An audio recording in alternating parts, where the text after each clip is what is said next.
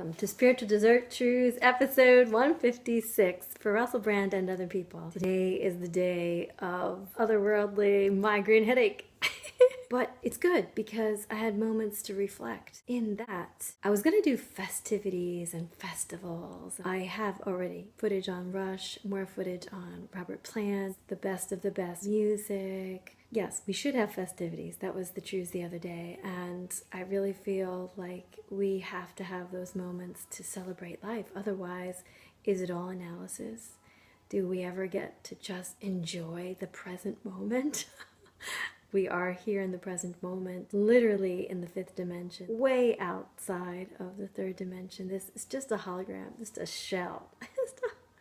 So on this day, barely any makeup. And this turban, try to keep the ice pack on my head, actually. Having spiritual moments, you end up really reflecting. It's trying to see how you can incorporate the new wisdom that comes to you. How are you going to incorporate living like that in the everyday life? Which is really interesting. Serendipitously, I noticed Russell Brand Podcast has some clips of all the spiritual parts, my spiritual dessert, I call them. And it was the entire inspiration for why I even started this little show for you, Russell Brand. I just figured I wanted to remind you that yes, you are the bridge that carries those who are still watching Fox News and other things, complete negativity, to carry them over the bridge. And of course, having a history of the dips down into the world of drugs, that you would be able to carry many across the bridge.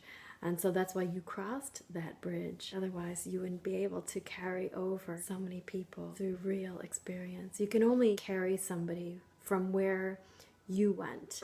So if you had dipped down into some trauma, which I have, then you would be able to coach or to encourage or to support someone who has gone through exactly what you've gone through. We all are one big light family. We ultimately are each other. There is no difference. Einstein pointed out that there is no difference between the molecules of anything. We're the ones that hold in our perception a separation, that there is no actual separation. I know this is rough for those of us who are like, wow, this is a really hard table. No, that is your perception that those molecules are even contained. It's a no wonder that we have any continuity, that any one other person feels the same way in their avatar as you do, and they don't. That's what's so fascinating. I'm going to try to combine clips because I find it fascinating that these spiritual moments in the truths are what inspired this. My migraine's going away. I know when I'm on the right path, when suddenly I feel happy, elated, excited, or I look at the clock and it's exact timing. 111, 1111, 222, 333, 444, 555, 1, 2, 3, 4. There's these timely moments. It's almost like checking in. You know you're on target. I just have to be careful not to move too up.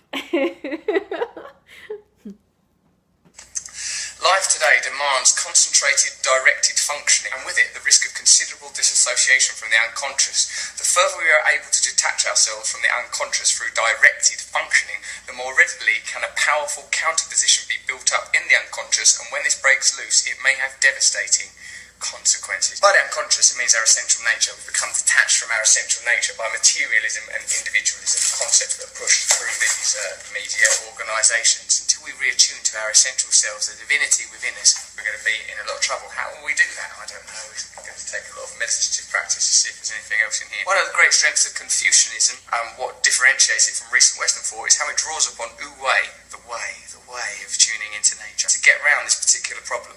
As with large wild animals and rivers, the answer lies in domestication, channeling the floodwaters, or taming the wild animals. Plato, the Greek philosopher, charioteer, is always having a pull on the reins because his horses are constantly threatening to run out of control. The instincts, I suppose those are. His job would be much easier if he could get his wild horses to settle down and work together. Well, it's an allegory.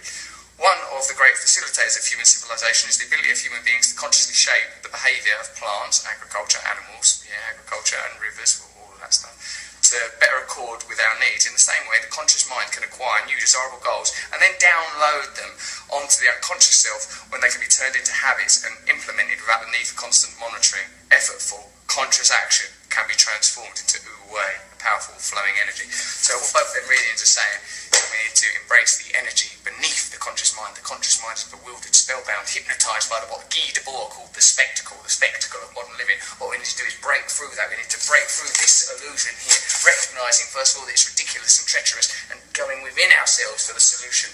Not thinking of freedom as the freedom to fulfil our petty desires, but freedom being freedom from those petty trivial desires. We can be free of them. We can have a glorious new era.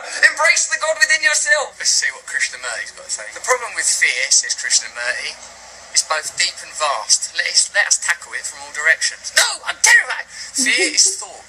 Fear is time.